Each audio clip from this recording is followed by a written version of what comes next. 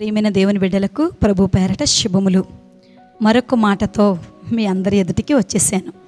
Bible గ్రంథంలో లోతు అని ఒక వ్యక్తి ఉంటాడు. ఆయన దేవుని యందు భయభక్తులు కలిగిన వాడు, దేవుని యొక్క చిత్తానుసారంగా నడిచిన వారిని ఎక్కువగా ఫాలో అవుతూ ఆ బ్లెస్సింగ్స్ తన జీవితంలో పొందుకోవడం కోసం అబ్రహాముగా పిలువబడుతున్న తన పెదనాన్న వెనకాతల దేవుని చిత్తాన్ని చేయడానికి అబ్రహాము వెళ్తుంటే తన వెనకాతలే వెళ్ళి తను కూడా మంచి మార్గాన్ని ఎంచుకున్న గొప్ప వ్యక్తి లోతు. అయితే ఆ లోతు యొక్క గొప్ప మనస్సు, గొప్ప స్వభావం మనకి ఎంత అద్భుతంగా కనిపిస్తుందో, దేవుని చిత్తానికి దేవుని యొక్క మాటకు లోబడి వెళ్ళిన అబ్రహాము వెనకాతలు వెళ్తున్నప్పుడు తన నిర్ణయం ఎంత బాగుంటుంది అనిపిస్తుందో, ఒకానొక సందర్భంలో తన మధ్య తన యొక్క పెదనాన్న యొక్క గొర్రెల కాపర్ల మధ్య వచ్చిన ఒక చిన్న విరోధాన్ని బట్టి ఆ విరోధంలో తను దూరంగా వెళ్ళిపోదాం అనుకున్నాడు. చూసారా ఆ నిర్ణయం తన లైఫ్ని చాలా పతనమైన స్థితికి తీసుకొని వెళ్ళిపోయింది.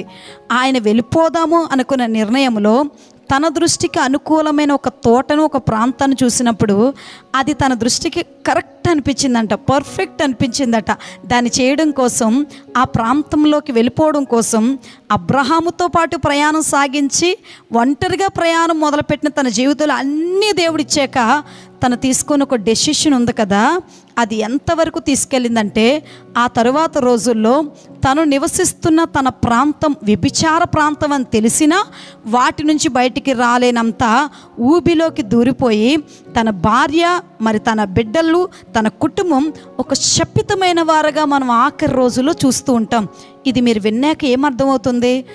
మన ప్రారంభపు స్థితిలో మన నిర్ణయాలు చాలా బాగుంటాయి. తర్వాత మన నిర్ణయాల్లో ఎందుకో మార్పు వస్తూ ఉంటుంది.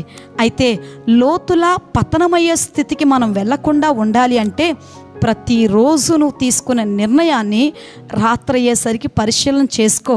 ఆ నిర్ణయంలో నీకు అనుకూలంగా ఉందో, దేవుని దృష్టికి అనుకూలంగా ఉందో చూసుకుంటే ఖచ్చితంగా నువ్వు పతనమయ్యే పరిస్థితి నీ జీవితంలో రాదు.